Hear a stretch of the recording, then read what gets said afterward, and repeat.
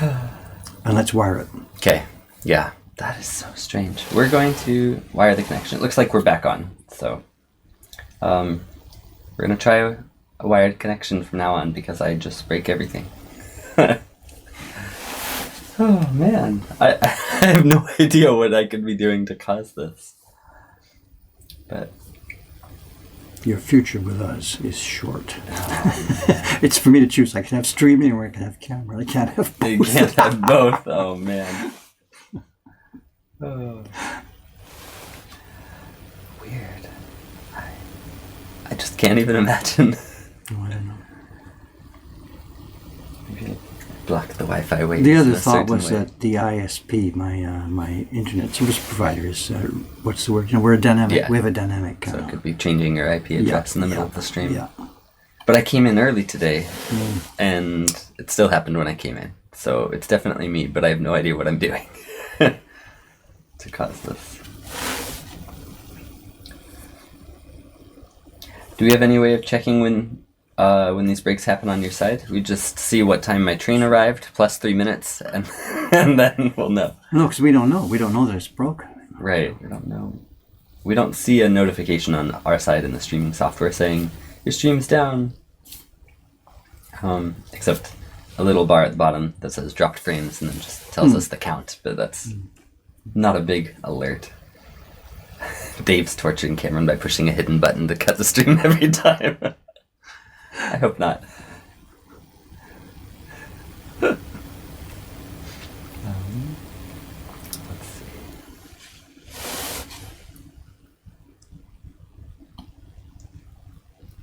Back. Okay. I'm gonna go take a look at the question box, see if there's anything in there. Thank you.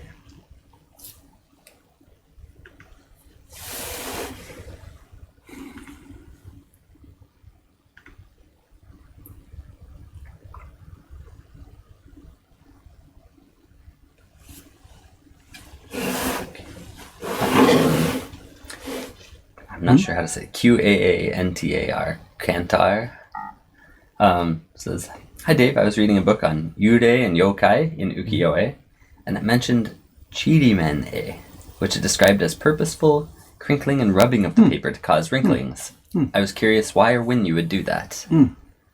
So, what do you have to tell us about that? It's a big thing, you know.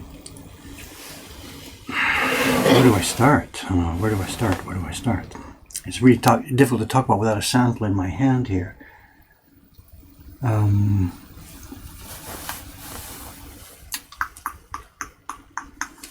just thinking if I have one here so that I can go and get it. You can show. Oh, okay. I might have one. Can you give me a second? Yep. Let's. Hold on a minute. He's going to go find one of the chirimen-e. So, it's for me with my phone. It's... Usually I have the phone's Wi-Fi off, but this time it was on, but it connected to a different router, so I don't think it's that. And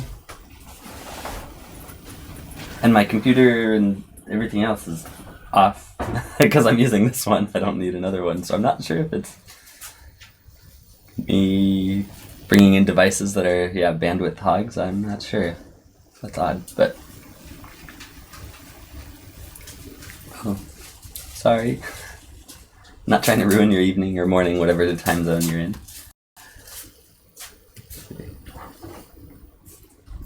Okay. Looks like we've got something. I've got one. Here he comes. I'll tell you what I'll do is I'll pass it to you first. Okay. And you do the play-by-play describing what you see and what it looks like. Okay. There's 2 prints here. Yeah, whatever. Okay. I thought the camera was here. Oh, sorry. There's 2 prints here made at the same time and the same place and the same date. It's 1820. They're 2 kabuki prints from a series of 3 or 4. And you'll probably need to hold them up so people can see them. Okay. Here's one.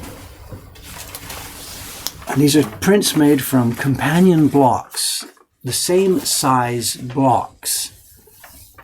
Oh, the same size block. The same size blocks. Let's see if I can get this one to stay up in a little bit more. This is from 1820, so treat them carefully, please. So. Yeah. This one. A little more.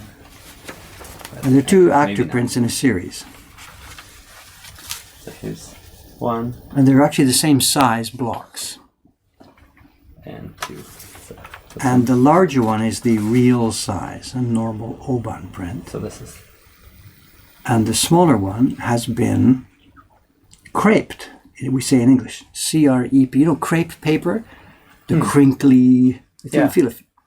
yeah. It has a very different texture. Yeah, now it's been laid onto normal paper at the back, but if you look at the front texture and put it onto the light or something there, I don't know if you Or maybe would that light work? Or I know you're Yeah, but carving, but maybe. Okay, maybe. Can we do you can this? show some of the texture there. Will it come out or not? Let's see. Have a look. See, just a You can minute. see the bumps. Yeah. Just a minute. Yeah, it's going to show. Yep. Can you see this? It looks like a fabric. Let's turn it around so the viewpoint there. There we are. So it looks like the thing has either been printed on the fabric or some kind of screen has been pressed into it or whatever. And that's not what's happened. What is the print was this print was originally the same size as the other one you have. Really? And without getting into a huge, long technical explanation, they shrink it down. Imagine getting a bunch of these prints, 10 prints, rolling them up around a wooden stick, and then pressing in from both ends. And yet keeping pressure on it so that it can't buckle up. Yeah. And then opening it up, turning it to a different angle, rolling them around a stick, pushing in from the ends, and it squeezes the paper and giving it this bumpy thing. And it was a big deal back then. Lots of prints were creped. And In English it's called chirimen. And even books were made. We call them chirimen hon. Books made with chiri paper. that must have taken ages. It took ages. They had a technique for it. We know how it was done. So here's the difference in size. I hope that at least sort of shows.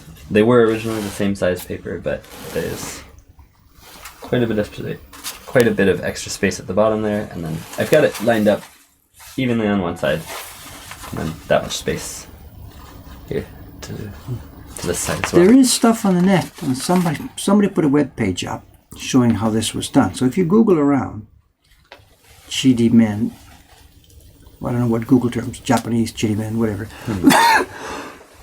you'll see in some Japanese pages that show how this is done. You see the photographs.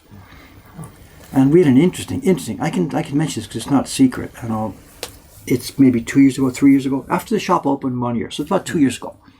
Guy came in, NHK producer, introduced himself. And I'm thinking, okay, here we go. He's going to talk about our work. He says, Dave, have you ever heard of the old chirimen?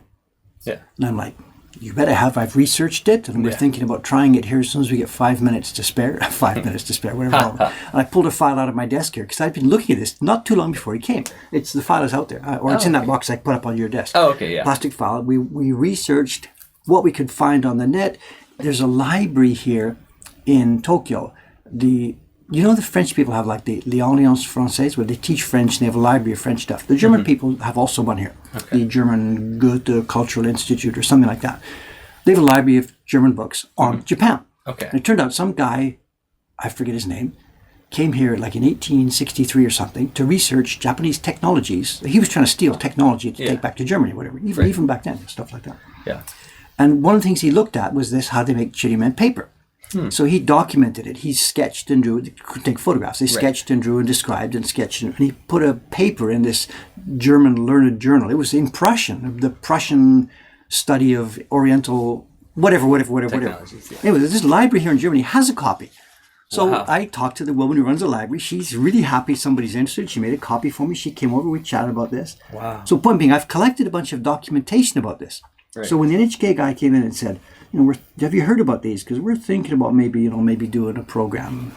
And I'm like, sit down. Let me show you what I've learned so far. Yeah. And he had found some stuff that I hadn't found, and I had found a bunch of stuff that he hadn't found. And we just wow. He says, okay, we've got to do this. Yeah.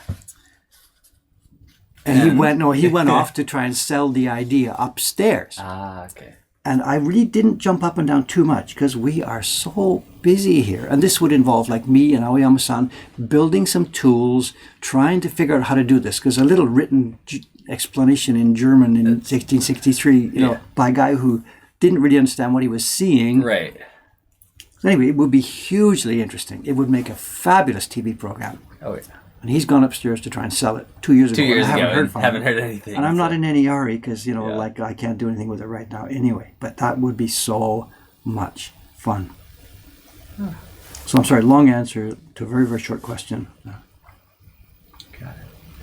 Yeah, and that Kantar, I'm sure I'm saying your name wrong, I'm sorry. But said, that's why it's Chirimen with the kanji. It says the first character means shrink. I think that's the same. Is that the shuku in ashuku, which means like compression of files on computers too? Maybe, so I don't know, I'm sorry. Shrinking. Okay. And if you're on the net, anybody's Googling, look up Hasegawa crepe paper books. Crepe, C-R-E-P-E. Hasegawa crepe paper books. You'll find a bunch of links to images all over the net. These books are famous. Bunch of Japanese books made in the Meiji era for sale to foreigners. They were Japanese folk tales done in English and or French and or German and or Russian, printed on crepe paper. Because it turns out when you make a book out of normal Japanese paper, after turning the pages, it gets all worn out. Right. But by doing it with this crepe paper, it lasts much longer. We see that with kids' books. Maybe Ren has some little kids' book and it's all this funny wrinkly paper. I don't know if you've got any. Or this wrinkly. Is not, We've got the thick board paper. Maybe they don't do that nowadays. But even in my era, they were doing this. Kids' books had this wrinkled paper because it survived. It lasted much longer. So interesting. So those Hasegawa books are famous. Interesting. And is that, or the fact that I can't keep it unrolled, is that just a result of the process? It's been glued onto somebody who collected this one. The one I was just showing Cameron. Yeah. It should be thin and soft and supple, but somebody has glued it down to a backing sheet. Okay. Because the thing is damaged. There's a bunch of holes in it and stuff like that. So it's just on my list to do one day when we're doing some work on our print collection. Soak this gently in a piece of paper, in a warm bath, remove that paper from the back. Okay. But at the moment, it's just whatever. Yeah. I got lucky with that one. It came in a bunch of stuff from Yahoo Auction. The guy didn't know what it was, and the print is well documented. The Kabuki play. It's 1820. Wow. 197